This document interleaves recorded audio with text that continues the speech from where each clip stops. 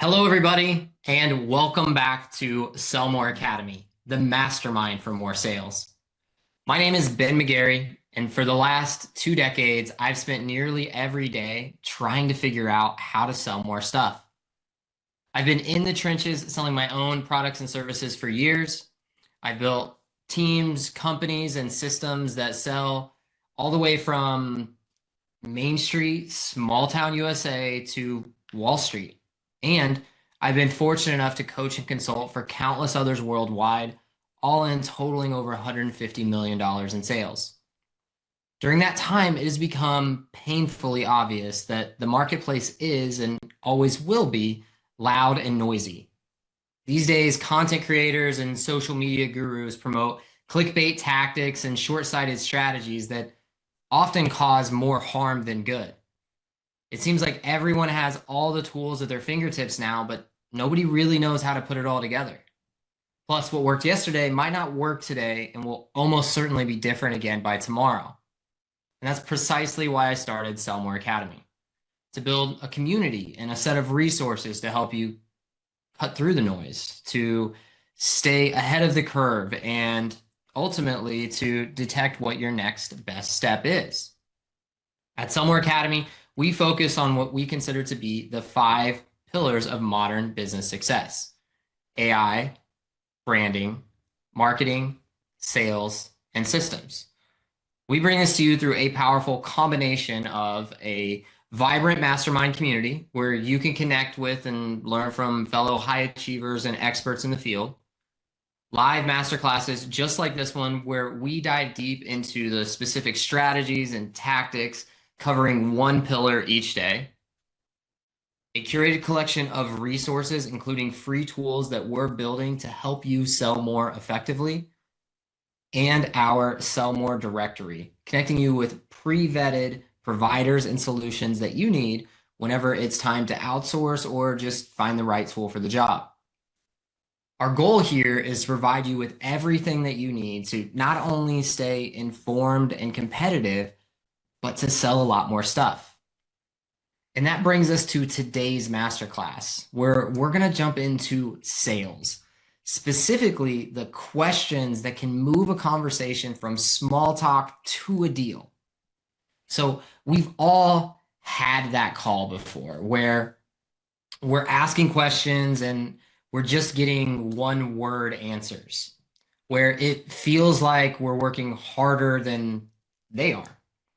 We feel like we leave feeling like, what just happened? That did not go as planned. Or maybe the one where we follow the script specifically and we hit every point perfectly, covering every feature, and then they end up saying, let me think about it. Or maybe it's worse where we close the deal, but it just felt wrong. Like maybe we pushed too hard and we got the sale, but we're really not sure if either one of us is happy about it or if it's going to stick. The problem in this situation is it's actually not us. It's the whole approach that we're taking.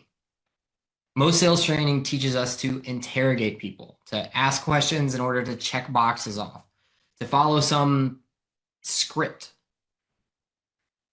or maybe even to handle objections like we're in some kind of a debate. But people don't buy that way. They don't buy from interrogators. We buy from people who understand us. And scripts, no matter how good they are, they will break. The moment somebody says something unexpected, we're lost. The script didn't prepare us typically for real human interactions. So what if sales was more like just a conversation? Not a pitch or a performance, but a natural flow where we go from why are we talking to what happens next? That's exactly what we're going to cover today. A framework, not a script, but a framework that will move you through 5 phases. It'll go from motive to desire, to problem, to a fit check, and then into action. We're going to use 10 categorical questions to create a natural flow where each phase builds on the others. By the end of this masterclass, you should know exactly where you are in any conversation You'll know what to ask next, and you'll know how to move forward. You should never feel lost in another sales conversation again after today. So today we are going through the questions that sell more. This is an extension of the symptom selling methodology that we've already covered. This is an actual tactical framework that you can use in the field today if you want to, in order to fundamentally change how you approach every sales conversation. So here's the truth. Most of us have just been trained to pitch, to present something, to convince people, to get our way. And truthfully, it's costing us sales. The best salespeople, the ones that are at the top of the board, they don't pitch harder. They don't close harder. They ask better questions. And that's truthfully what we're going to uncover here today.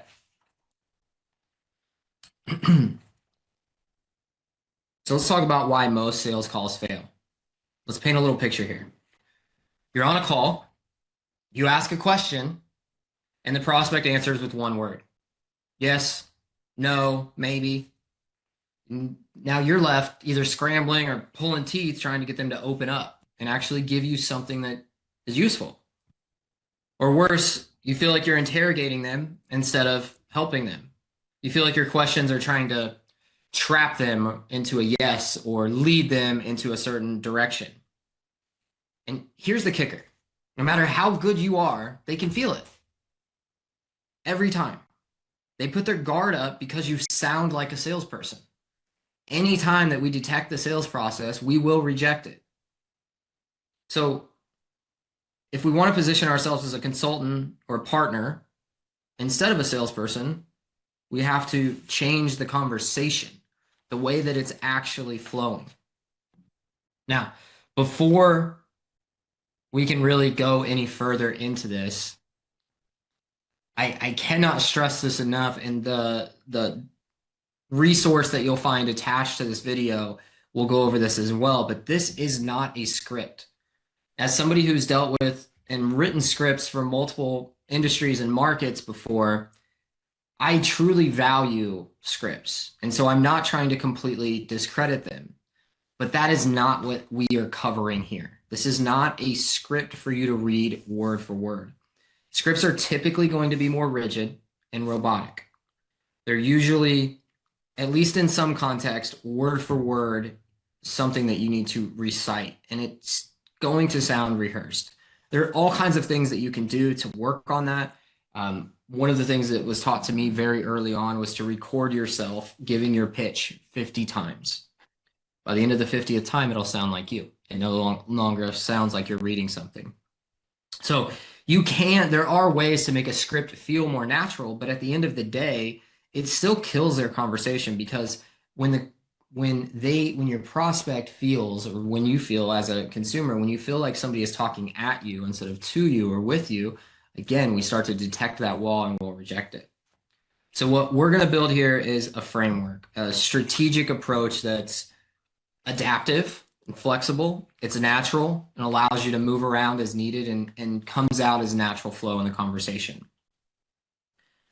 It's going to guide the conversation, or you will use it to guide the conversation based on the responses that they provide.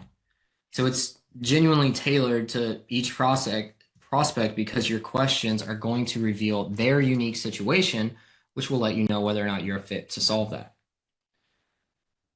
All in all, we're talking about sales, but truthfully, this framework kind of covers anything. Any conversation that you're having could flow better by having a better framework in place. And so now, at the end of this, you will have a true path forward. We talked about these 5 steps at the beginning, and that's because every great sales discovery is going to follow the same path. Whether these have been named in your past or not, these are the human psychological elements that we move through. So this isn't just from sales, this is from people, how people move and make decisions. So we have 5 phases mapped out here.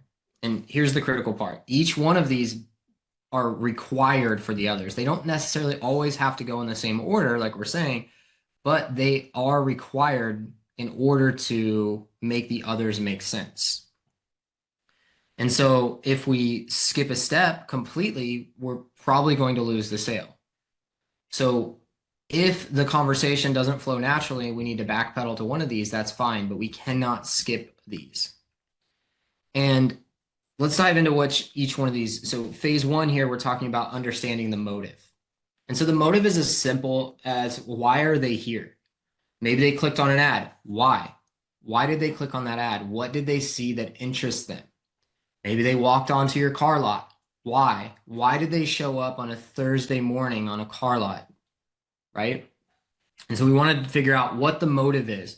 What is your motivation for being here in front of me, being on this call, clicking on this ad? Why are we here? The next step is about uncovering the desire.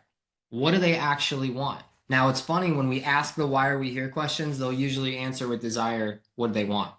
Why are you here? I want to sell more stuff. But why are you here? Why aren't you in all the other places that you could be? See how quick it is, how easy it is to skip a step? So then we can go back and we can double down on that. What desire is what they actually want. Now, this is a key piece because not only does it help us to understand the motive, it also helps us to separate out what people want and need. When we're in sales, the reason why we have, as it's often called, commission breath, or why people detect the sales process, is because we're pushing what people need. And that's why we are trained to ask specific questions and lead people. It's because if we can figure out the right problems or the right symptoms, as we've talked about in other calls, then we could potentially lead them down a path, and it would be toward what they actually need. But I learned a long time ago that people don't buy what they need. They buy what they want. And so as a sales process, your better bet is to sell people what they want and give them what they need. And that is a fundamental change in how we approach things. And so uncovering this desire is immensely important. When we move to phase three, now we're really trying to dig into the problem. So if we know, assuming that we're able to kind of flow through this naturally as it's laid out, we can figure out why they're here, what stopped them and made them click, what is it that they want, what's their goal, what do they want to achieve, what's their vision, and then the problem, what's in their way, what's stopping them, right? And so this again comes back to the why are they here, because they are going to essentially be here because they think we can help them or because they're completely lost and don't know where to turn, right? And so there's only a couple reasons why they're going to show up. We need to figure out what is that roadblock, what is the hurdle that's in their path that keeps them from doing this on their own, and what made them show up on our call or sit in this meeting with us. Then we hit the filter. And so this is actually more about us than it is about them. And so when we go through this and when you see the supplemental document here that you'll hopefully download and use, the fit check is about you, not about them. And so before we ever start using this, we want to map out our fit check. We'll go through that. And ultimately, it's the idea that once we reach that point, we should have a good enough idea of whether or not we're a fit to work together. If we understand what it is that they want, what's in their way, and why they're here, we should know relatively, sure whether or not that we're a fit to help solve the type of problems that they have, and whether or not they're the type of person that actually wants to solve those problems and has the wherewithal to do so.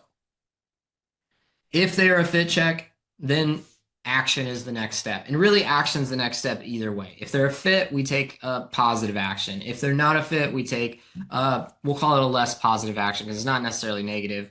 If they're not a fit, maybe we make a referral or a recommendation out to someone else. So either way, we're going to take action of what's next, because we don't want to have a conversation, any type of sales conversation, where we leave it off with no action and we just stare at each other like, what comes next? So each phase is going to build on the last. Again, we can jump around if we need to, but it's hard to understand their desire if you don't really know what their motive is. Why did they get here today? It's really hard to understand their motive if you don't understand the desire, right? And so these things kind of become just linked together. And maybe the most important of all of this is you cannot move forward with action unless you've determined fit. And so all of these other components really come into play because you can't really test fit if we don't understand the rest of it. So let's dive in deeper to each of these. First, we're going to talk about motive. A reason for doing something, especially one that is hidden or not obvious. That is a very important definition that we're using to operate here. And so make sure that you understand it's a reason for doing something. That is the motive. And so that's what we're trying to uncover from them, their reason for doing something. And so this is truthfully, I mean, most salespeople I know, most owners I know, most founders I know skip this. I'll ask the question, why are they here? Uh, they clicked on our ad. Right, but why? I, I don't know. Okay, maybe next time we'll ask them. That's what this is designed to do. So we want to ask really one of three questions here. And it doesn't really matter what order we go in once we're inside of this. So our category is motive, and then we have these three questions laid out. Why are you here? What do you do? And why do you do it? And so this is helping us to really get a full picture of the context for the trigger that started it, understanding their world, and then figuring out their deeper reasoning why, the purpose or the passion or whatever it is driving them to take action. And that's the key. We can have problems, as we've talked about in other masterclasses, we can have problems that we don't solve. We need to have motive. We need to have a reason for doing something. And especially one that's not there, that is hidden and not obvious. So that's why we have to uncover that. So when we're talking about the trigger, we're looking for a catalyst. What made you decide to take this call today? Was it a problem that got worse? Is it a deadline? Was there a conversation that happened? You just need to understand what brought them to the table. You know why you're there. So what brought them to the table? Next, we want to understand their world, not just their job title, but what do they actually do? What is your day-to-day? What are you responsible for? What do you produce as a company? These are questions that are going to help us to better understand that motive, because motive alone, saying, oh, I want to be I want to make $10 billion this year. Great. What do you do? Right. So we need to figure out, is that even a possibility? Is this motive real, or are they just throwing something out to answer the question? And then why do you do it? As I mentioned, we want to find the deeper why. We want to figure out, why does their work matter to them? What is the purpose behind what they do? This is where you really start to understand values. Values are what we want to extract from here as quickly as possible. This is going to help us in the rest of the process. These three questions are going to set the foundation really for everything else. So if you have the ability to grab motive up front in the beginning of the conversation, do that. It will make everything else easier. So next we have desire. And desire is listed as a strong feeling of wanting to have something or wishing for something to happen. Pretty simple. But when we're in sales conversations, we tend to overlook desire. We tend to forget, what do you want? It's so crazy. We jump straight into asking all these questions and then try to tell people what they should buy, but we don't ever ask them, what do you want? Why? What is it here? And so in these questions, we want to understand, we're really in discovery mode. We want to understand more about them. So who do you turn to? This is about figuring out their influences. Who do they listen to? Who influences their decisions? Understanding their influence tells you how they make decisions. So if somebody is constantly listening to a podcast, well, we know that there's a desire for something that's in that podcast that aligns with that person. So if I'm constantly listening to business growth podcasts, or let's say that, I'm in the Sell More Academy all the time and I'm talking to this person and they say, well, I get a lot of my information from Sell More Academy. I can pretty reasonably start to assume that they value some of the same things that we value here. And so that's the idea, is we want to bridge that gap and start to pull out the values and what they want, right? And so the first question is, who do you turn to? The next one is, what do you value? Again, what this isn't necessarily going to be, oh, I value integrity and accountability and hard work. That's not really what we're valuing here, because what I mean is, whenever we're going to make a decision to buy something, we all value it differently. So a jacket to me is probably not worth as much as a jacket to my team right now, because they're in freezing weather and I am in sunny California for this message. So a jacket is worth minimal to me and everything to them. And so the value of how I make this decision for outerwear, it changes based on where I'm located. So we're not necessarily focused on their company values or their core personal values. We're focused on their priorities. What matters in this decision? And then the next question that we're trying to figure out is, what do you want? This is obviously the goal question, not what you think they should want as a salesperson, not a leading question that backs them into a corner, but what do they actually want? What is the outcome that they're after? One of my favorite questions here is, if you had a magic wand, what would you wish for? What would happen? And so that really starts to bring out the imagination, which is key here. One thing that happens often in sales is that we get so logical that we cut out the emotional side and the imaginative side of it. And so we need them to be in that state. The only way that a sale will ever happen, and this is not anywhere in the notes or on the slide, so take note of this. The only way that sale is really going to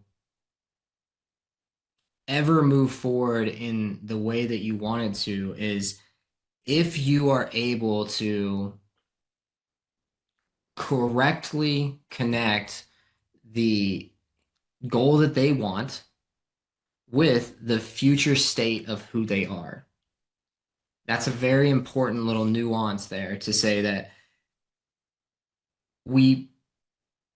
most of the people that we talk to in sales conversations are in a problem state.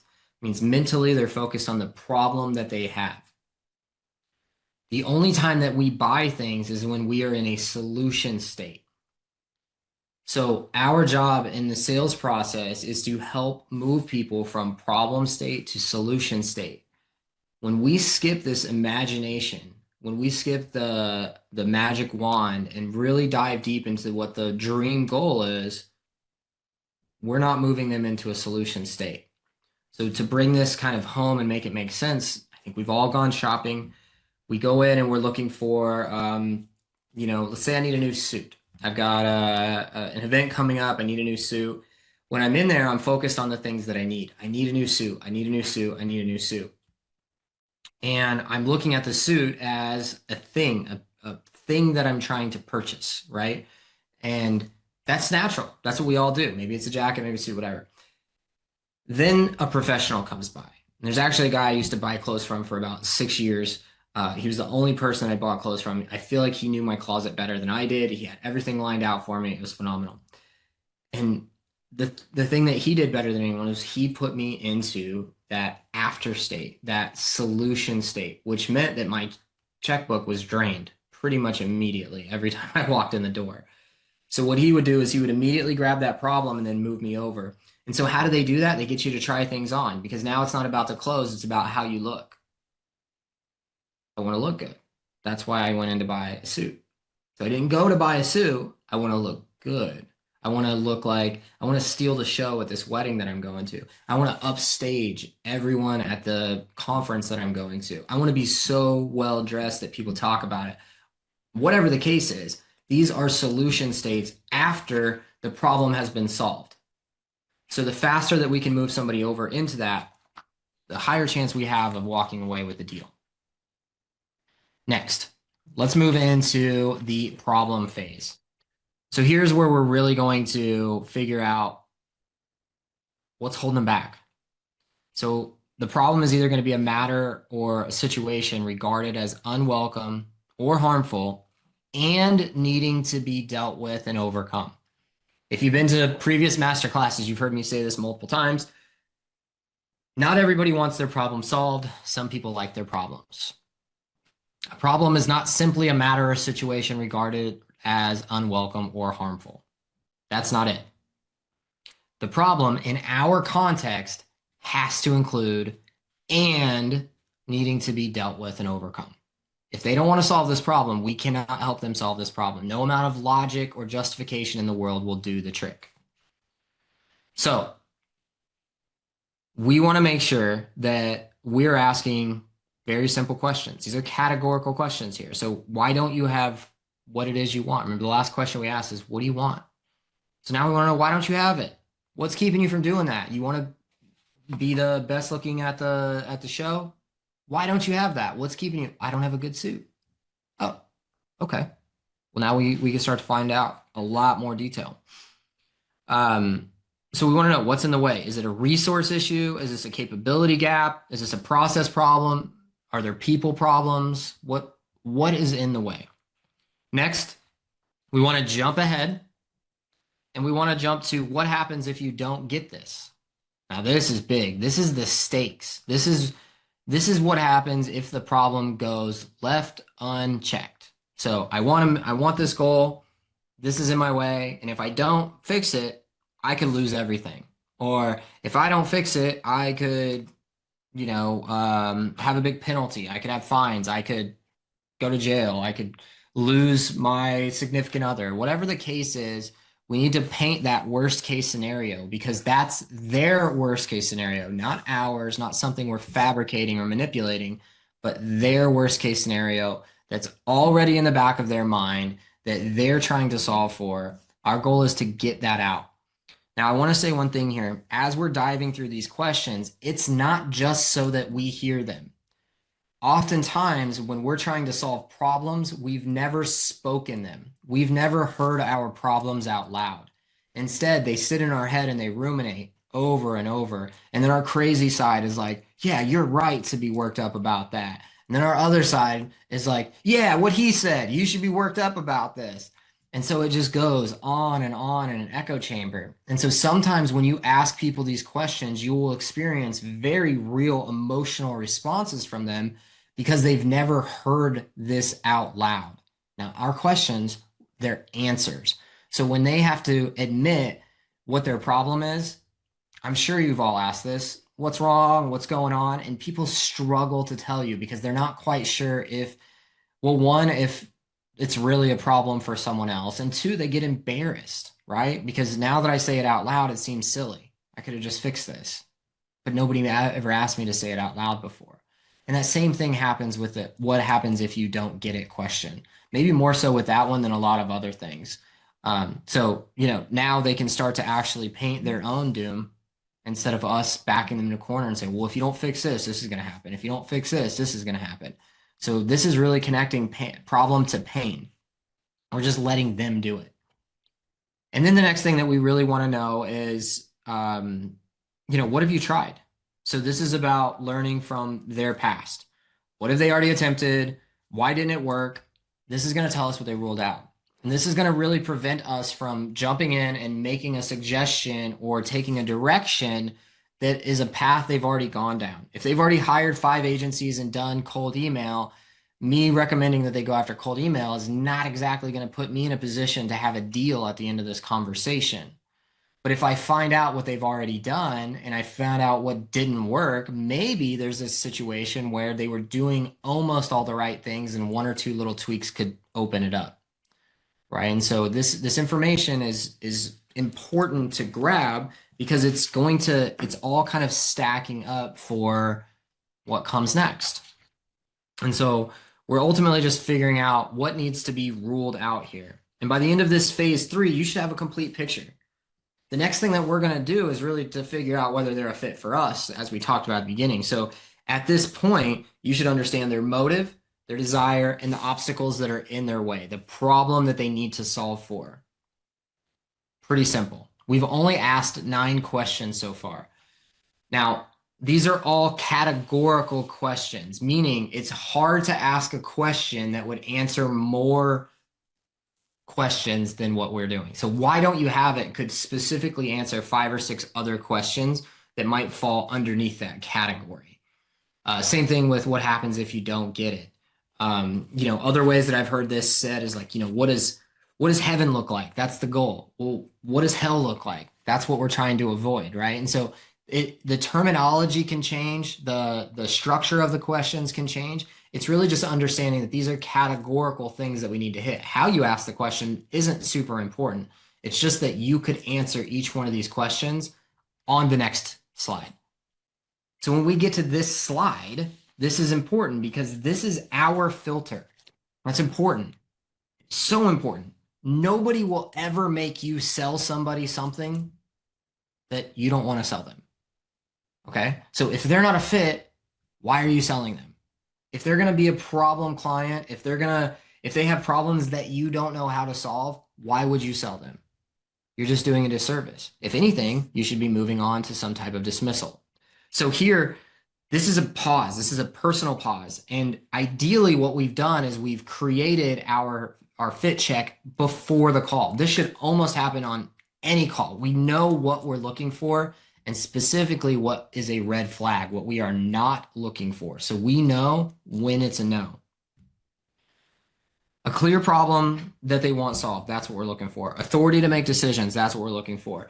Budget aligned with the solution. That's what we're looking for. Timelines that make sense. Values that align with how we work, the things that they value. So for me, I value things being right, accuracy, precision. Those are things that I value. I value the way that something looks.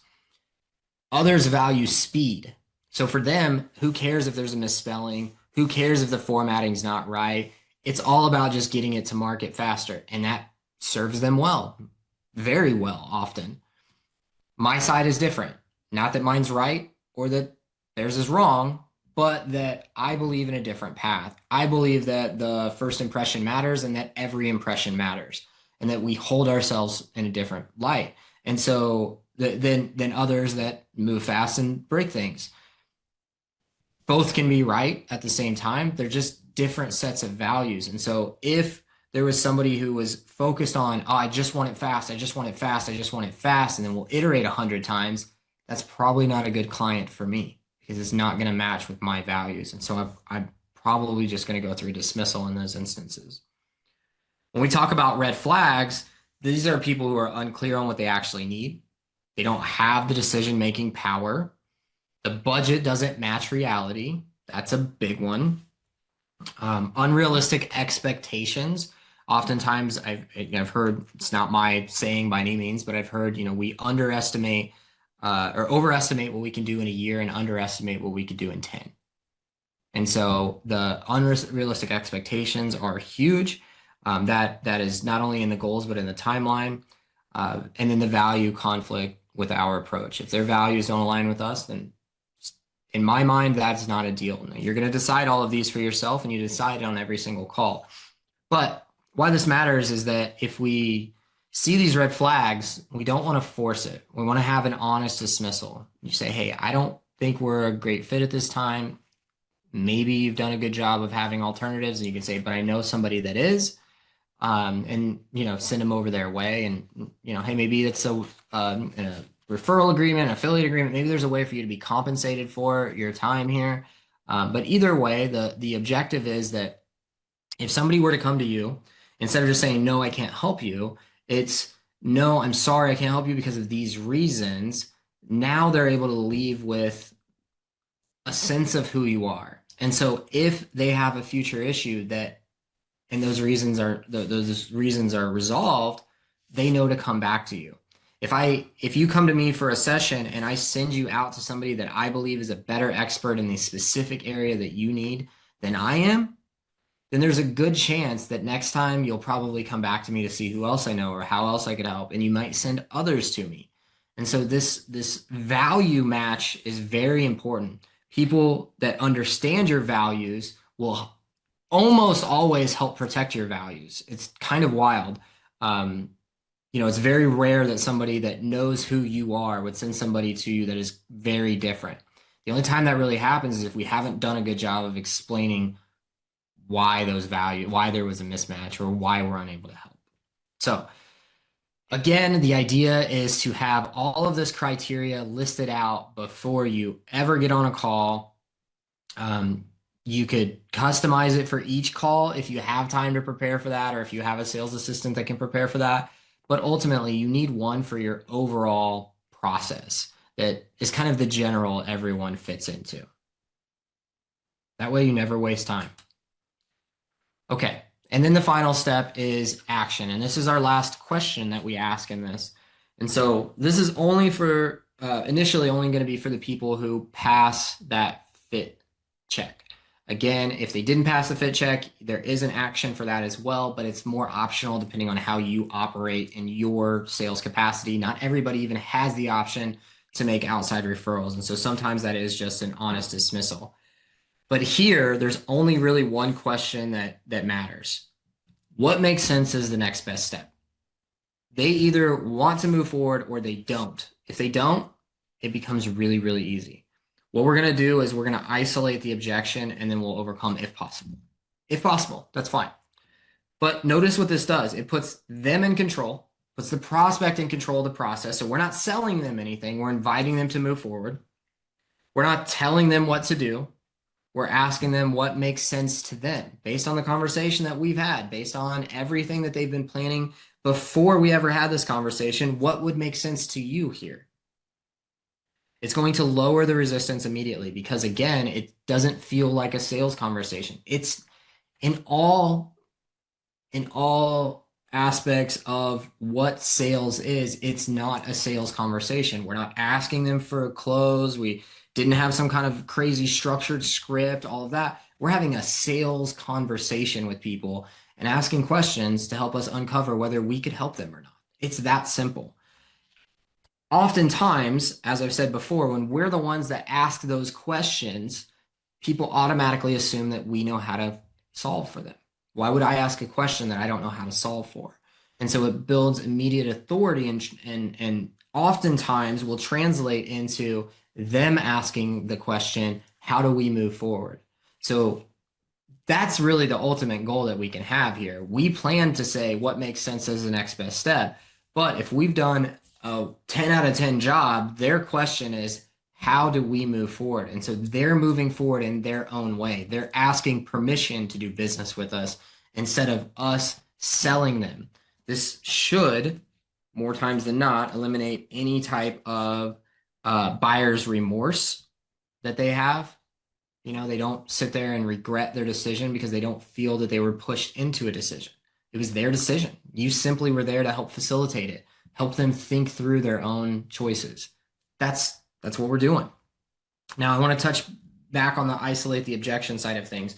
When we're talking about objections, and particularly in sales, we start talking about rebuttals and objection handling and all this awesome terminology where it's very combative. And like I said at the beginning, people don't really buy from that. I've never understood this idea that I could fight you and show you that you're wrong and dumb and you're not thinking right. And then somehow you're going to say, oh, cool. Well, I'll just do business with you then. Like that's just not how we operate, or not often how we operate. And so the chances are more likely that, you know, we can just guide them through that whole process. And the way that we do it when I say isolate is we say, hey, what makes sense as the next best step? And they say, I don't know. I don't think I want to move forward. Okay, no problem. Well, after this conversation, what was it that came up that's holding you back? I'm just not quite sure about, if my real problem is this or if it's that. Great.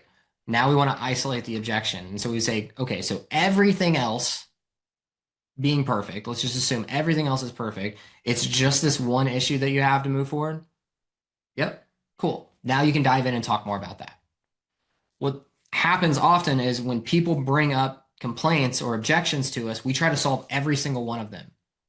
Okay, what else is wrong? What else is wrong? What else is wrong? And so that we can like prepare this big, I'm going to overcome everything that you've got like a magician.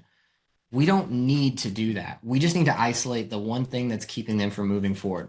In cars, this was really easy. It was funny. People would come in, they're like, I want this red car out there. You go show it to them, you run the numbers. Either it doesn't work on their side or they just can't afford it or whatever the case is.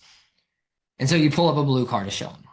And they go out there and they look at it like, I don't want blue. I said I only wanted a red car. I don't want blue. Got it. Hey, I understand. Cars can change colors. No problem. How about we go take a drive in this car? And if absolutely everything is right, other than the color, then we'll figure something else out. Okay? We want to figure out if does the machine work? Don't worry about how it looks yet. Does the machine work for you? Can you see out of it? Does it drive the way you want? Does it have the room? Does it have the safety? Does it have all the things that you want? Yes. Great. So then at the end, it was very simple to say, hey, I understand what you said about the red, but it actually sounds like everything else that you want about this is perfect. So yeah. Okay, so other than the fact that the color is not exactly what you wanted, is there any other reason why you wouldn't move forward today? No. Do you think you could get past the blue? Probably. Okay, what would it take for you to get past the blue, right? Again, I'm just isolating, right? And so that's the whole objective here, is not to get into a combative state with them. It's to isolate and find that one objective that's keeping them from moving forward to the next best step. That's it. That's it. So if we work our way through this, we're going to have 10 questions, ideally printed out. There is a resource that's going to be attached to this video inside of the class vault. I've used this for years. It's printed out in my office. I cannot tell you how many countless others have either downloaded this from my website or I've given it to them in a one-to-one coaching session. These questions have been around for a very long time. They seem ridiculously simple, like so simple that you're going to want to make them more sophisticated or more complicated. But I assure you that means that you're going the wrong direction. They are as simple as possible for a reason. So I'm not kidding. I really, if you care about selling more and you value what we're talking about here, I'm not kidding. You should print out these questions and have them taped to your monitor when you're on a call, have them in your back pocket, have them anywhere that you're going to be able to see them and reference them so that when something comes up and the customer goes off base or off track or you get punched in the mouth, as I like to say, you know where to go back to. Once you do that, you're just going to remember these 3 simple principles. That's how these work. We're going to stop pitching and start diagnosing. We're going to ask hard questions early, and we're going to let them sell themselves. And a lot of that is just by giving them the opportunity to talk. So our job is not to convince them that we're great. Our job is to understand their situation so deeply that the solution becomes obvious. We don't wait till the end of the call to ask the tough stuff. We get it early. We ask the real information. Why are you here? What do you want? What is in your way? Why do you want my help? Get the real information. If there's a red flag, figure it out now on the sales call before you get involved, before you get too deep. Not after you've invested a ton of time, and then let them sell themselves. So the best salespeople that I've ever met don't sell. It's actually one of my favorite quotes that I have written down is that the best product demo is one that the customer never sees. If you've ever done a demo with me, I will not share my screen anymore. I did in the past, but I don't. And I've sold way more by not showing, often I'm in software talking about that, but, sell $6,000 a year worth of software, sometimes more and with custom upgrades, and never show them the system. It's because that's not what's important. The system is just a mechanism to get them from where they are to where they want to be. And that's what the questions do. So the framework here, it works. I've seen it transform individual sales. I've seen it work on entire sales teams. I've seen it change sales floors. It's actually incredible because in the simplicity of the questions, we cut through to the core of what we need to know. This could seriously, in a matter of a day, turn somebody from a struggling salesperson to a top performer. Because it's not so much about who you are, it's about what method you use. In sales, we always hear these old things about, it's all about numbers, it's about numbers, just make a bunch of dials. And while there's some truth to that, right, you're going to get lucky if you make more calls, if you do more work. The real thing is that if we have a better method, then we have a better chance. So it's not just that professional athletes spend more time on it, it's that they have better techniques than amateurs do. And the difference is pretty vast, right? It may be hard for us to tell as amateurs, but professionals know the nuanced differences between what makes them great and what doesn't. And so if you want to double or triple your close rates, if you feel the need to have a close rate instead of a conversion rate, this will do it. But it's only going to work if you actually use it. So that's why I highly encourage everyone to print these questions out, use them, and figure out the way that they work best for you. Now, when you open up the resource, you're going to see these 10 questions that we covered today. They are listed as categorical questions. The difference between a categorical question and just a regular question is the regular questions on the sheet are giving you alternatives to ask. So I ask categorical questions. I'm a bit blunt and straight to the point. So I will ask somebody as soon as they get on a call, why are you here? What did you click on? What do you want? Why do you want to talk to me? Like, I have no problem being direct like that. That doesn't fit everybody's personality. So just understand that is a category of question that you need to ask. Why are you here? On the sheet that you'll download, you'll see that there are multiple different variations that you could use, and you could come up with your own variations. The point is to make sure that we do not overcomplicate the process and that we get all 10 of these kind of checked off as we go. Make sure that, we are keeping notes. That's a big part when we're asking these questions. Don't just ask them to tick off the box. Like this is your entire sales process. This is how you get paid.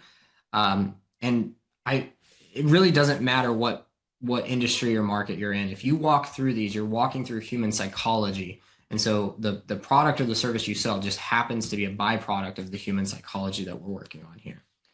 So that is all that we have today. Those are our questions that will help you sell more. If you ask better, you will sell more. It is a natural byproduct of asking better questions. So please download, as I've mentioned a million times here, download the resource, print it out, have it readily available, stick to it, use it as it is before you make any adjustments to it, and keep notes as you go. Figure out what works. Figure out what has them open up that, one question answers 3 or 4 questions for you. And then come back and talk about it. Let us know in the comment below this video if you're in the class vault, or bring this into the mastermind and let's talk about sales.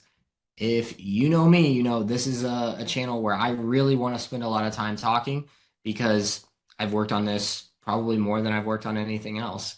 There have been hundreds, if not maybe 1,000 by now, different salespeople that have used this in one form or another through the years. And so I'm excited to see what you all do with it. I'm excited to kind of expose what I've been doing. It's interesting. A lot of people that are coming into the community have probably dealt with me in the past and said something along the lines of, I didn't feel like I was being sold, or you're the best salesperson I've ever met.